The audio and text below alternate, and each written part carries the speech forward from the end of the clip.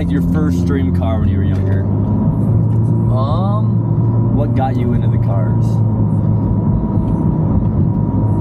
Like, were you younger than 16? Well, so really, actually, what I was really like passionate about, or I don't even know passion. I was just a kid, but what like really made me curious and like I was really interested in was just don't go on the rocks though, Chandler, because those are throw right in my windshield.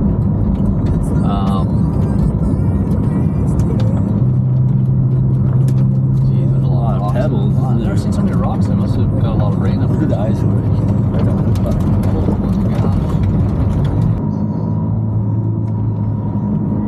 Shots for weaving road. It's like, oh, dude, this canyon is so sick.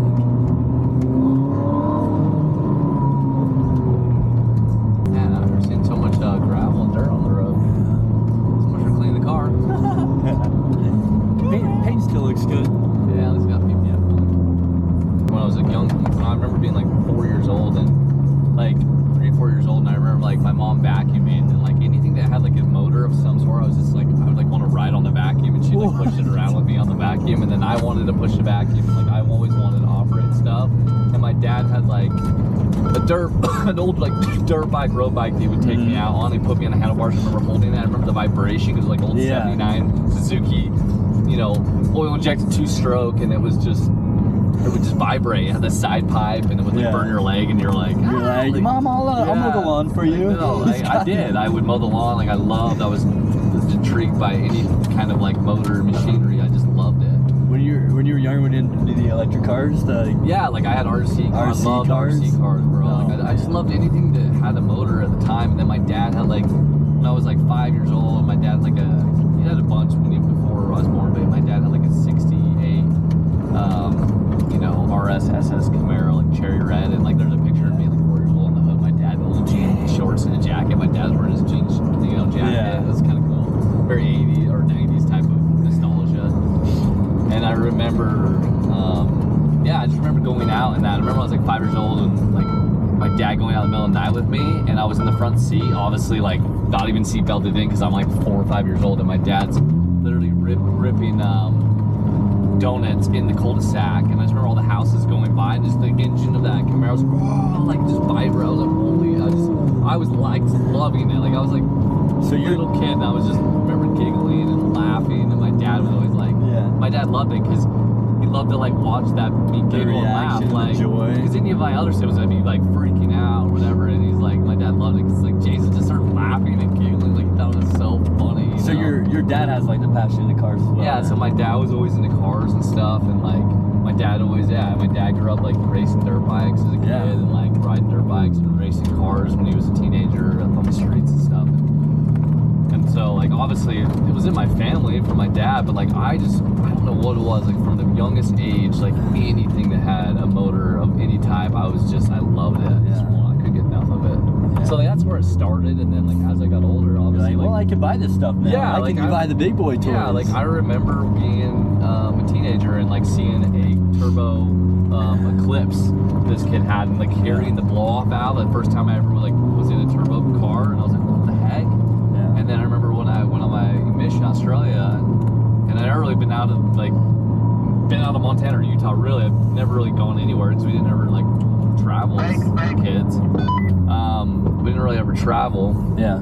And so going to Australia was crazy, and I didn't know much about like the JDM cars as much. I knew about some of them, but I didn't understand the Japanese market, like Skylines and things. Like I'd obviously seen Fast and Furious, but I just didn't even like comprehend what a Skyline was. I remember like riding in the Skyline. It was R33, and this kid was taking us for a ride. Me and my missionary companion were just freaking.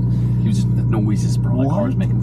I was like, I'm gonna freaking. So someone gave you a ride out on your mission? Yes, on the R33. What? Yes. And I was like, bro, how do I get these? He's like, well, they're not legal in the United States, but one day they will be once they're old enough. Yeah. I was like, I'm gonna freaking have this car one day. I love that. And that was the first Skyline I ever bought. Was my R33. Dude, that's so sick. You knew those like existed and everything before you went out there, right? I didn't know a lot about Skylines. Like I'd seen Fast and Furious, but like I didn't understand like the skyline, the JDM scene to that level. And so when I went and experienced that in Australia, I was like, bro, and everything was turbo there. Like Australia JDM scene is just so cool, and the cars they have there, even like the diesels and the diesel Hiluxes, like trucks and stuff, like so cool, dude. And I remember I would literally just car watch as like a 19-year-old. I'd be like, I was like, well, dude, so many of these cars I've never seen, like they don't exist in the US. And so that was cool, you know, it was really cool. That really got my bug, like bit me, like that bit me for sure. Like I was on a mission. The first thing I did was like, I'm gonna freaking work hard, because I remember, this is like, when I was 19, I was like 08, whatever. And I remember when I was in Tasmania, so it's like an island below Australia. That was part of your mission? Yeah, so I was down Tasmania, in Devonport, I believe was the city. And I remember coming out of the shopping center, and there's like underground, like it wasn't underground, it was covered parking, and there was this freaking rally blue 07 STI, like WRX STI, like, in the Australian Japanese versions are a little different, like than the American version, but still, like the gold BBS wheels with the rally blue. It's perfect spec. And I was like, what the hell is this? Like, that was the first time I ever really saw like a WRX or an STI, because STIs like had only been out a couple years in the US, so I never really saw one. And so I saw one there, and it was brand new, and I was like, and they do like rally racing is big down in Tasmania. Like they close off like a lot of the roads in the middle of Tasmania, because most of Tasmania is not inhabited, but the roads are immaculate, they're amazing, and they're through like rainforest. It is the most beautiful place I've ever been. Like it's crazy people don't even know it exists, because I'm like, it's like, imagine like Australia, New Zealand having a baby, that's Tasmania. I got home and I was like, I'm getting an 06 or like a Hawkeye WRX. Like I would want an STI, but I knew I couldn't afford. So you were literally working. So I literally, bro, I worked and saved every penny, didn't spend anything, and I literally spent every dollar I made doing knocking doors that summer, and I bought a freaking branded tile 06 WRX from this Russian guy up in Portland, Oregon. I flew up there by myself with my money. Looked at this car, drove it, and I was like, oh my gosh, the turbo noises, and just like feeling that power. I was like, and then just like the 07, like still to this day, the Hawkeye, the 0607 WRX, that chassis is so rally car. Dude, I love the old bodies. So rally car feeling, like just very nimble, very like precise, like you feel the whole road in the car. Like that's the last of like the true rally car, like Subarus. And like that's why still to this day I have my 07 white Hawkeye STI I bought in 2012. Oh, do you still? Yeah, it's just getting. I've been working on a project on it. It's gonna be done one day. I've been building the motor and turning it into a drag car basically, which is not really super roots, but.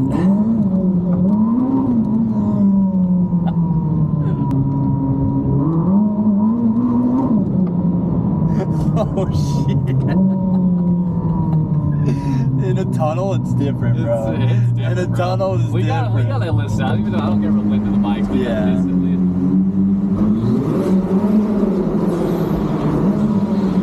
We're gonna capture a video. Woo, baby, let's go! Finally, I can hear this this exhaust sounds on this thing, but it sounds good here.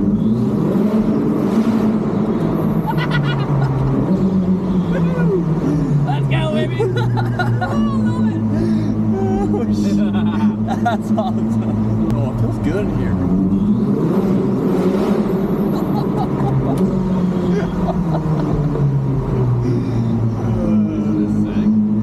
Squirrely in the tunnel.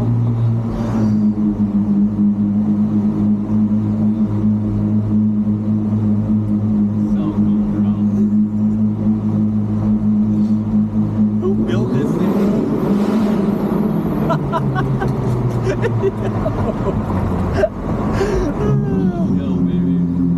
Alright, so you've had the planes, you've had the cars, you've had the snowmobiles, dirt bikes. What else is next with an engine? Is there anything you dreamed of dabbling in?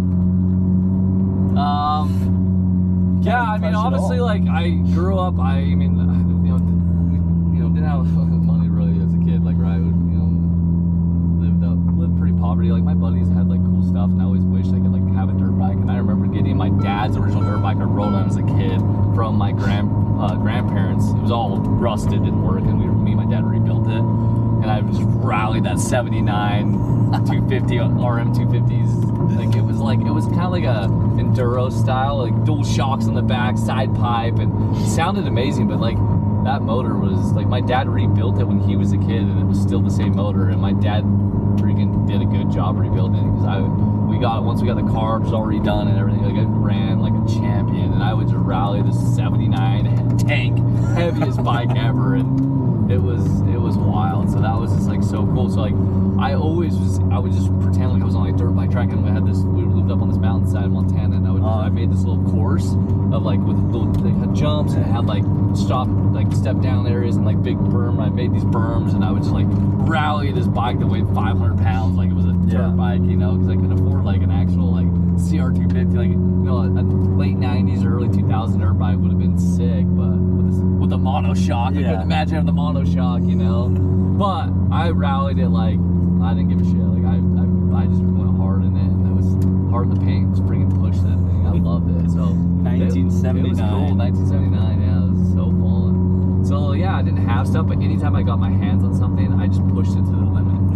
I didn't care what it was. Like red line. I didn't care. Like I didn't sit there and just aspire to have like supercars. Like I truly was an enthusiast of cars, and like so I would just work my way up. Like I want to have like that. WRX was a big deal for me. You know, I had a Civic when I was 18. I did exhaust and it was slow shit. Like whatever. I didn't care. I just enjoyed it.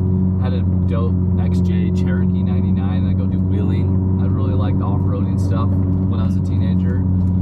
So like I just loved operating like vehicles, and I like pushing the limit of whatever it was I was driving. I wanted to see what it could do, and so that was what was so cool. Was I just kind of like went through so many different vehicles and types of vehicles, and yeah, it was cool. We always joke you should be the person that tests like the new razors and stuff that come out to their abilities. I will push whatever you give me. It's been SF90. Give me a 765 LT. You give me a JDM car. Give me a Skyline. Give me whatever. I don't even care. Give me the most basic stuff. Give me the most craziest stuff. See what it can do. I will push it to what its limit is, or I will try. You know, I will try my damnedest, because to me that is what is the experience for me that's fun. Is getting to see what was engineered and built, like, and going in and out, and in its environment it was made for, and seeing what it can do. You know, like, just like building a drag car. You've now pushed this thing to a limit to where it's past what it was built to do, but now it's repurposed to see how fast can this thing go in a straight line, you know, and like pushing my Super to 1500 wheel, and then like just manhandling this power and like taking control of this monster, and but still giving it everything and pushing it. That, I don't know, like that to me, I just love it. I love it. It's so fun. So yeah, I really am passionate about pushing vehicles. I mean, obviously, like I said, I don't do that in an airplane because there's a lot of rules, but I wouldn't mind it. I wouldn't mind getting myself an aerobatic plane and like actually seeing what I can do. Oh, this is a little. Here we go. We need a little bit of noise in here.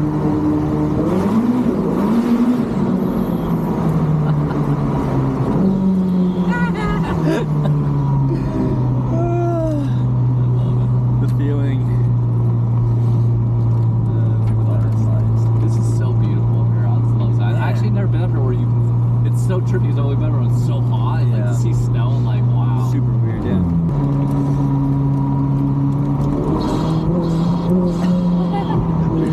So do you think you'll get another hybrid car after this? How many times do you get the turbos together?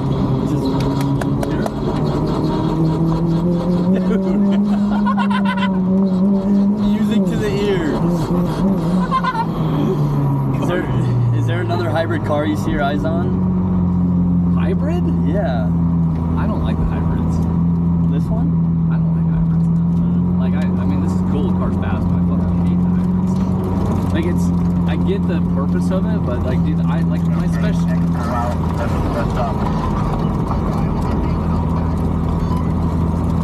All right, roger that. I just love like my speciality. I'm pretty 9K plus. Like just that raw, screaming raw, all engine. Freaking love it. Like this is cool. Like the hybrid shows you with the engineering like what's possible, and that's cool. I do like it. But do I feel as connected to the car with the hybrid system? No, not really. Yeah. You know. You're welcome. think that was them saying, "We love you." We love you. Thanks for. I love you too. Hearties.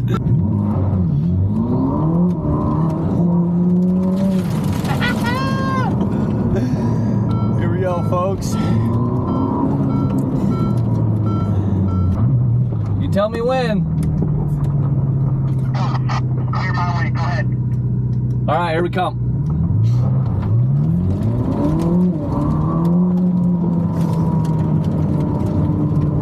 Oh my gosh, dude.